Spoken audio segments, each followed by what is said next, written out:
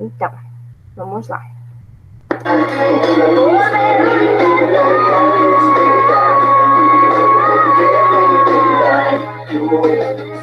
El corazón apenas apenas y un motor porque no sabes nada de mí. Ya te aprende a alcanzar amor.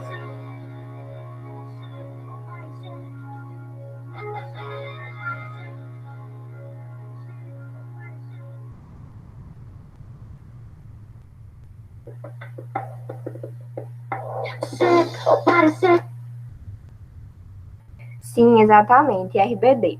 Porque eu comecei a aula de hoje falando de RBD, né? Então vamos lá.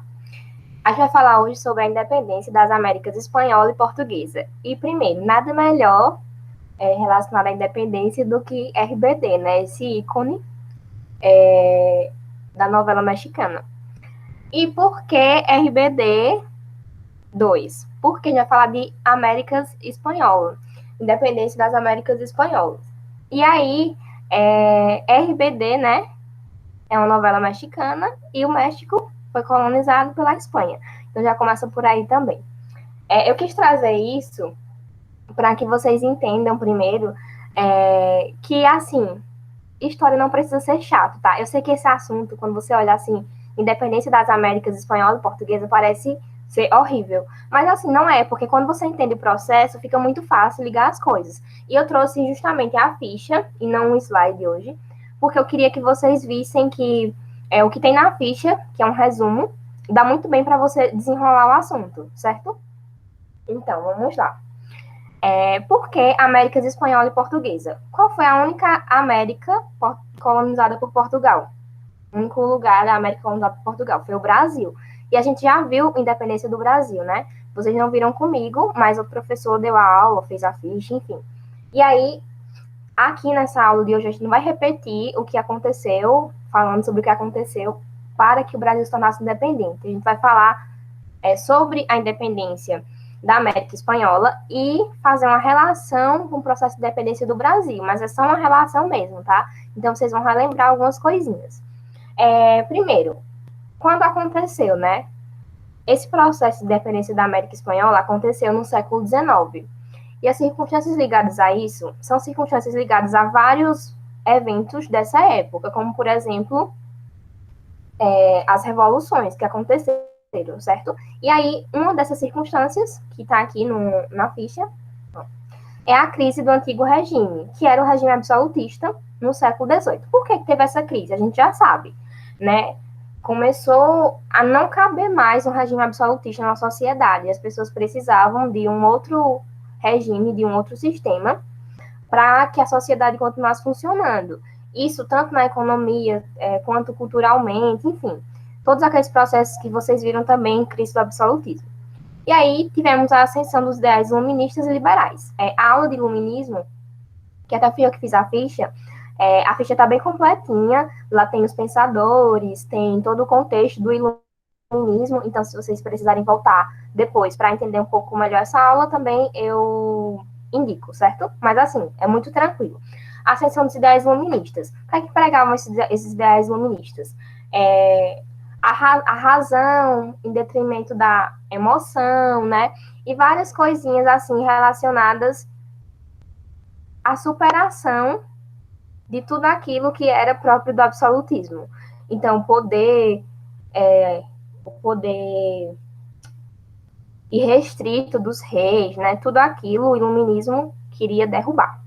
E aí, como isso influencia esse processo de independência? Pensa, você está vendo o mundo se libertando, certo? Nós tivemos a Revolução Francesa, enfim. Você está vendo o mundo ali, a efervescência científica, cultural, enfim. E aí você se vê preso a um regime absolutista que controla tudo que sai do país na época não era o país, né, na colônia, tudo que entra na colônia, tudo que sai da colônia, todos os preços, tudo que é feito, enfim. As pessoas, elas queriam ser independentes, principalmente pelo fator econômico, nem tanto pelo fator cultural. Não tinha, assim, um processo de identificação ainda tão grande. A gente vê isso muito no Brasil, né? Quando divide em dois grupos, os que eram do Partido Português e os que eram do Partido do Brasil, né? Vamos dizer assim. Então, assim, o sentimento de pertencimento ainda não era tão aflorado, mas existia, certo? E aí começaram a haver mobilizações internas para que houvesse desligamento da América Espanhola. Por quê?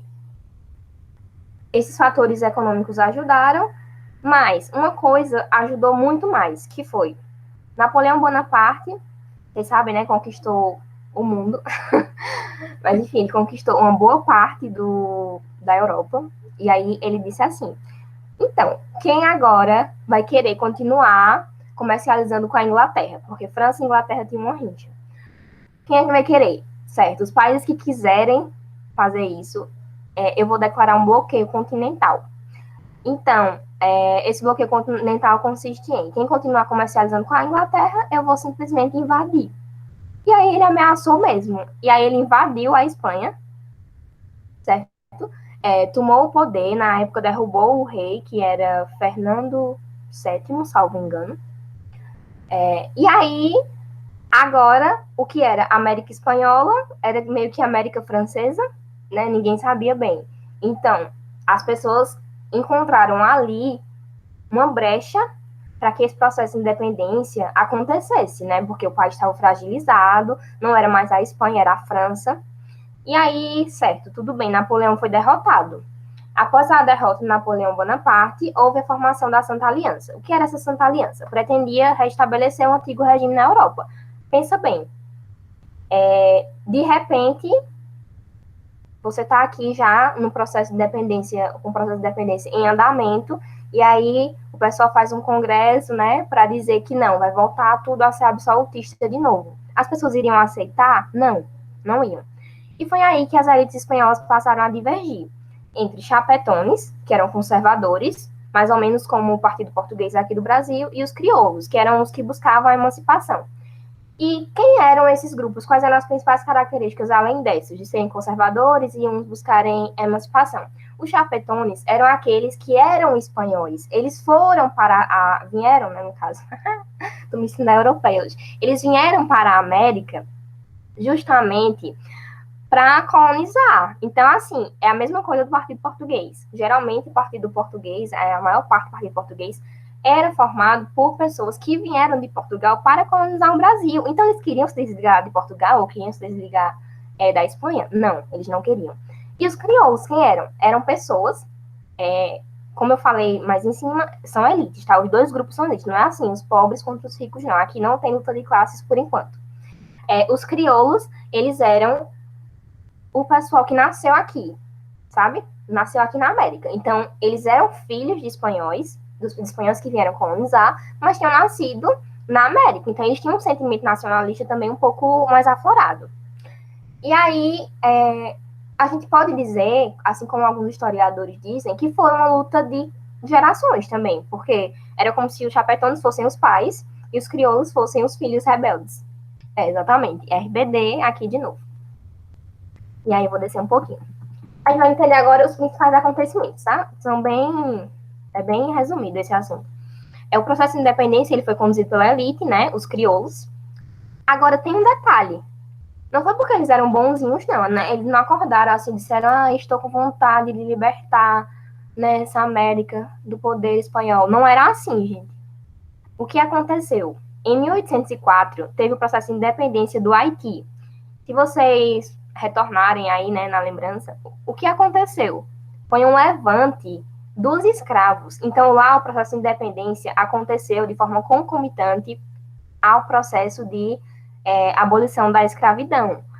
Os escravos tomaram poder, foram 450 mil, salvo engano, tomaram poder, eles fizeram uma revolução mesmo. E aí, os crioulos temiam que isso acontecesse no país deles. Pensem, eles eram elite. O que acontece quando o povo toma o poder? A elite fica de fora. Eles não queriam ficar de fora. Então, eles preferiram conduzir o processo de independência a ter que ver os pobres, né, as classes mais baixas, tomando a frente desse processo, certo? Então, isso foi o principal motivo para eles terem encabeçado esse processo de independência. Esse processo de independência foi paz e amor, que nem no Brasil, porque no Brasil a gente sabe que foi assim, tudo acordo, né? Aqui, sabe, sabe assim, várias não, mas algumas exceções, alguns estados que se rebelaram, algumas províncias, como por exemplo, meu país, Pernambuco, foi tudo assim, sempre na paz, nada de revolução, né? A gente sempre combinou tudo. E aí, lá não, né? Na América Espanhola, não. Teve confronto armado mesmo, foi revolução de verdade. E isso, Pernambuco, over. E a partir disso, eles conseguiram implementar logo uma república. Nada de poder moderador, nada de imperador mandando aqui, lá, né, no caso. Nada de filho do imperador com 5 anos ficando no poder, príncipe regente. Nada disso. Lá foi assim. Teve independência? Teve. Pronto, já implementou uma república, certo? E aí, por isso também, a gente vai ver mais para baixo, que o Brasil ficou de fora de algumas coisinhas. Mas vamos lá. E aí teve uma grande influência da Inglaterra e dos Estados Unidos da América, que não é novidade, né? Em todos os processos de independência, aconteceu isso praticamente, né? A influência da Inglaterra e dos Estados Unidos. Por quê? Primeiro, a Inglaterra estava iniciando uma segunda revolução industrial. A gente vai pensar, uma revolução industrial, o princípio dela é a comercialização, certo? Como é que você comercializa quando você tem uma colônia? Não dá, porque você tem que sempre comercializar com o país que está dominando aquela área. Então, no caso da Inglaterra, eles teriam que comercializar com a Espanha. Eles já não se davam muito bem, né? Então, aqui no Brasil, teriam que comercializar com Portugal. Eles tinham um embargo, eles não poderiam comercializar direto. Então, para eles, a independência era uma coisa muito boa, né, das colônias. Eles precisavam disso para poder ter mercado consumidor. E nos Estados Unidos, a mesma coisa, né? Aquela coisa de América para os americanos. Mas essa América para os americanos não é todos os americanos, são os americanos dos Estados Unidos, né? E até hoje a gente vê os frutos dessa doutrina por aqui, no Brasil, por exemplo. E quem foram os libertadores das Américas Espanholas? Primeiro, Professora, eu vou fazer uma pergunta. Bolívar, né, na Venezuela. Esse foi um ícone. Até hoje, Professora. a gente ouve falar dele, porque não sei se vocês estão acompanhando o processo na Venezuela, né, o que está acontecendo lá, né, enfim, que é bem complicado, bem complexo. Vocês devem ver isso em atualidades. Mas ele... Oi, tô ouvindo. Ele... Tá, peraí. Fala no chat que eu desliguei aqui o som. Peraí, não. Liguei agora, pode falar. Pronto. É sobre essa questão da independência. Porque no Brasil a gente viu que teve toda a questão dos acordos e tudo, e o reconhecimento e a compra da própria independência vinda de Portugal. Aí esses outros países, que eram essas colônias que eram da Espanha, eles precisavam comprar ou negociar com a Espanha alguma coisa e precisava que os outros países reconhecessem, ou como foi um processo de rebelião, foi ponto. Eles precisavam de uma outra burocracia, como teve no Brasil. Isso, eles precisavam do reconhecimento dos outros países, sabe? Todo processo de independência, ele requer isso. Por quê? Você precisa que os países reconheçam para você conseguir comercializar, né? Assim, é basicamente isso. Principalmente os países que eram aliados da Espanha, então eles precisaram reconhecer. Mas a Espanha em si não teve muita opção, porque foi uma rebelião, então eles meio que perderam. Então, assim, eles assinando ou não, era uma coisa que só ia postergar, né? Ia desgastar mais ainda. Então, assim, não teve tanta burocracia como no Brasil. No Brasil, como foi meio que acordo, precisou mais disso, certo? Qualquer coisa, vocês avisam por aqui que vão fazer pergunta para eu poder ligar o som, porque às vezes fica dando interferência. Então, aí, ele fez uma carta da Jamaica, que pregava o pan-americanismo, ou o bolivarianismo, que hoje, se você vê, o processo que está acontecendo na Venezuela, o pessoal está chamando disso, de bolivarianismo. Por quê? Porque prega a unificação dos países da América contra as influências externas. E aí eu coloquei entre parênteses aqui que o Brasil não fazia parte. Gente, o Brasil não fazia parte. Justamente por isso que eu falei, né? O Brasil, ele meio que... Primeiro que ele era ligado a Portugal, não era a Espanha. Segundo, que foi tudo meio que acordo, né? Enfim, o Brasil acabou ficando de lado, mas Dom Pedro é considerado um libertador também. E uma. Não, eu vou deixar para dizer isso mais para frente. Enfim, essa carta não é só a unificação assim, vamos se unir. Não, contra as influências dos Estados Unidos ou da Inglaterra. Não é só isso. É também facilitar que hajam acordos comerciais. Enfim, é um processo que depois a gente vai ver que vai dando origem ao que a gente chama de grupos econômicos, né? Enfim.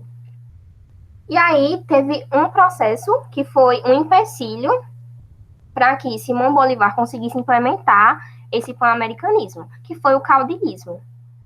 E o que era esse caudilismo? Era assim, dentro das áreas rurais existiam coronéis que tinham força militar, certo? Esses coronéis faziam o quê? Eles meio que apadrinhavam a população, então ludibriavam a população, a gente pode trocar por esse termo, assim como acontecia no Brasil com o coronelismo. Vocês estão vendo que tem vários paralelos, e aí esse caudilismo, ele fazia com que a população obedecesse à pessoa que estava à frente, ao coronel que estava à frente, certo? E isso provocou vários problemas, porque assim, você não tem como unificar se cada coronel faz o que quer, né? Então, eles faziam, vou subir aqui para vocês verem. Eles faziam uma forma de exercício de poder que beneficiava a eles. Só que assim, eles eram ruins? Não, não eram ruins. Assim como hoje em dia, dentro de alguns complexos, algumas favelas, existem pessoas que estão ali à frente, né, que são procuradas pela polícia muitas vezes, mas que fazem bem à população do local. É o mesmo processo.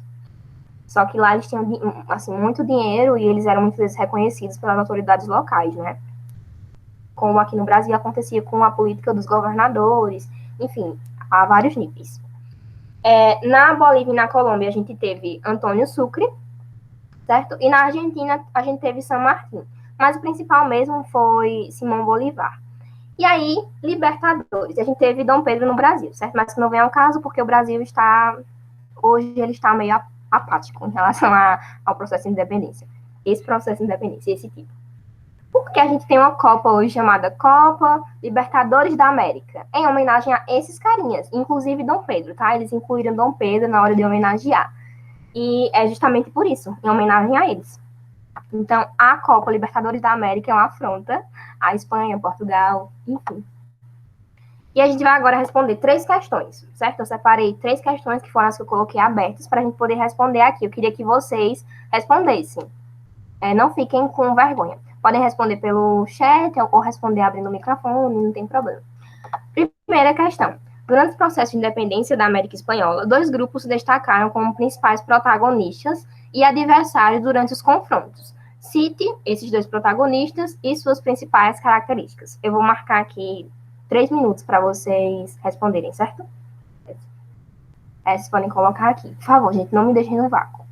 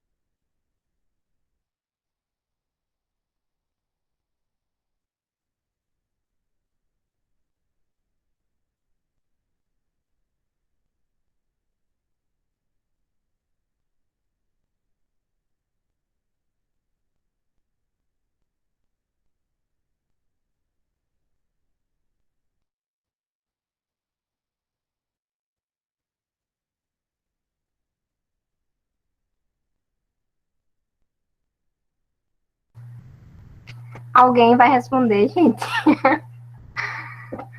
Então, Conceição, ai, amei. Crioulos, que eram os mais liberais, defendiam a independência das colônias, e chapetones, que eram conservadores. Isso, chapetones eram além conservadores. Isso, mais fiéis à coroa. Sim, eles eram, com certeza. É aquele negócio que eu falei, né? Eles eram... Gente, o que aconteceu com a minha voz? Eles eram filhos da Espanha. Eles tinham vindo da Espanha para cá. Isso, e os crioulos defendiam os interesses populares, exatamente. Mais ou menos também, né? Assim, eles defendiam os interesses populares, mas eles ainda eram da elite, certo? Lembrando que eles só defendiam essa independência porque eles tinham medo do pessoal, do povo mesmo, do povão, fazer que nem no Haiti. E aí eles iam ficar de fora desse processo. E eles iam perder todos os privilégios que eles tinham. Eles eram os filhos rebeldes mesmo. Mas eles entendiam, eles não eram rebeldes por si, eles eram inteligentes também, né? Porque eles pensavam nisso. Ah, não, vou melhor a gente do que o povo no poder, certo? E aí o povo inocente fazia o quê? Apoiava os crioulos. Inocentes, mas assim, alguns eu acho que perceberam isso também, né? Que eles queriam manter o poder deles. Mas o povo apoiou, certo? Vamos lá para a próxima questão aberta, tá? Aqui são as fechadas, eu coloquei as respostas. E se vocês tiverem dúvidas, podem falar comigo, tá? Eu coloquei meu telefone e meu e-mail aqui. Nono. Explique como o processo de independência do Haiti influenciou a iniciativa dos crioulos na América Espanhola. Bom, o bom é que eu respondi também, né, falando da primeira, mas vocês podem colocar aqui rapidinho, para ver se vocês entenderam mesmo. Por que é que eles se sentiram influenciados pelo processo de independência do Haiti? Se era positivamente, negativamente, tá? Vou colocar RBD para tocar enquanto isso. Vou dar só 2 minutos, porque isso é muito fácil.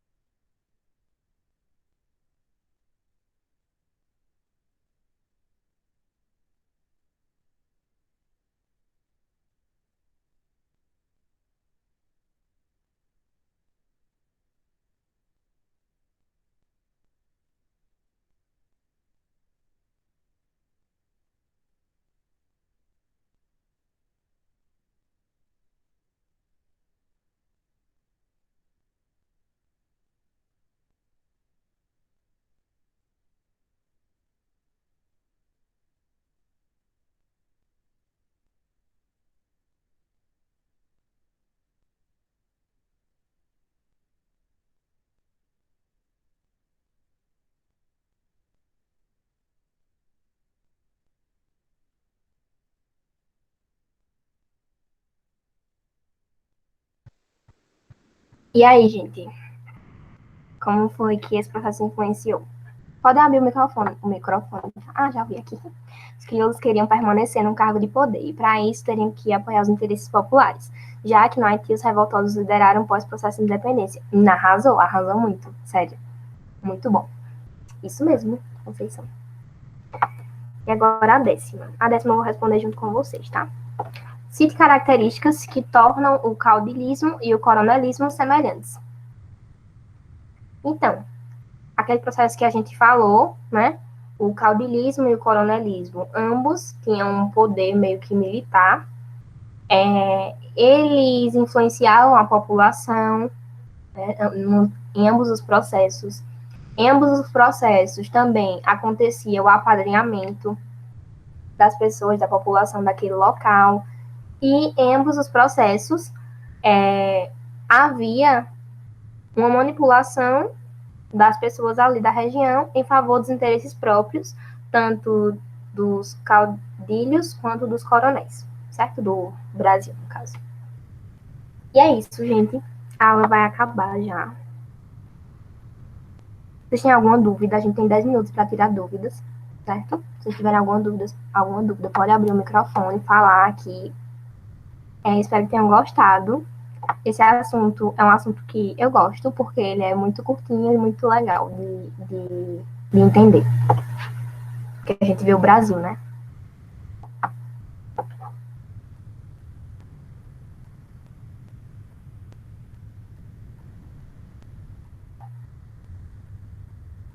Ah, que bom, gostou. Eu sei que sábado de manhã é difícil, viu, gente? Nessa quarentena, eu também tô assim. Eu botei um casaco em cima do pijama. Por nada. Acho que pode parar a gravação hoje já. Ou tu vai gravar toda de uma vez?